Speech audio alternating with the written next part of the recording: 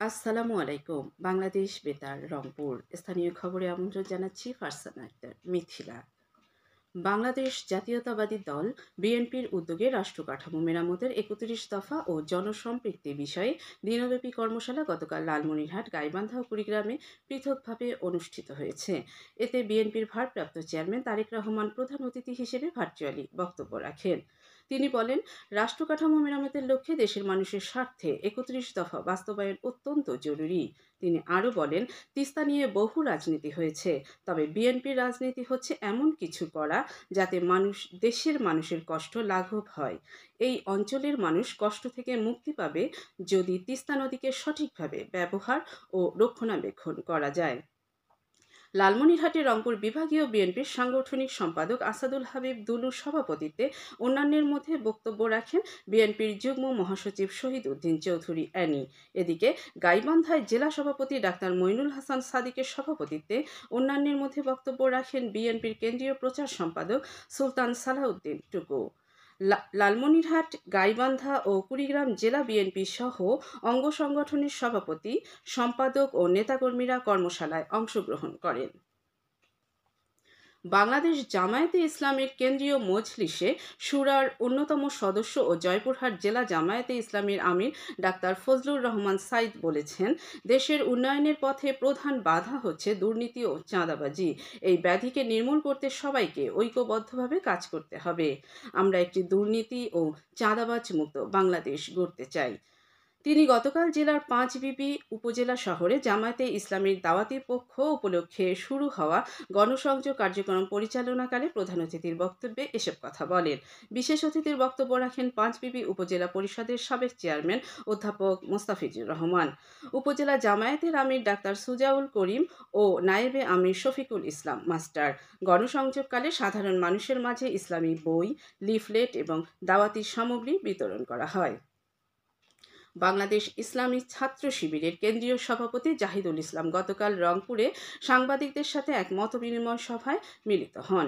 নগরের একটি হোটেল মিলনায়তনে আয়োজিত সভায় তিনি শিক্ষা প্রতিষ্ঠানে ছাত্র রাজনীতির দাবি জানিয়ে বলেন, ছাত্র রাজনীতির কারণে বড় বড় আন্দোলন সংঘটিত হয়ে দেশে পরিবর্তন এসেছে।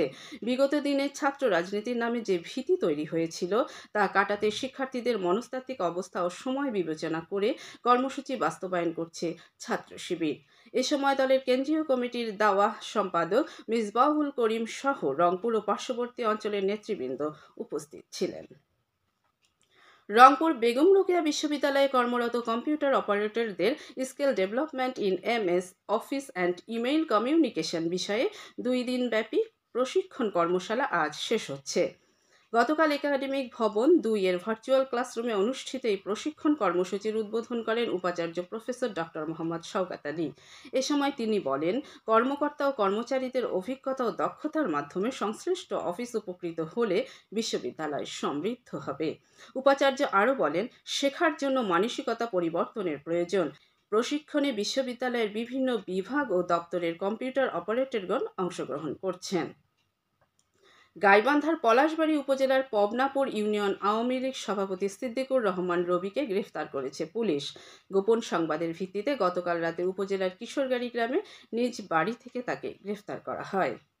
এদিকে কুড়িগ্রামের ফুলবাড়ী উপজেলায় ছাত্র জনতার মিছিলে হামলার অভিযোগে যুবলীগ ও ছাত্রলীগের সভাপতিকে গ্রেফতার করেছে পুলিশ। গতকাল তাদের গ্রেফতার করে আদালতের মাধ্যমে জেল হাজতে প্রেরণ করা হয়েছে।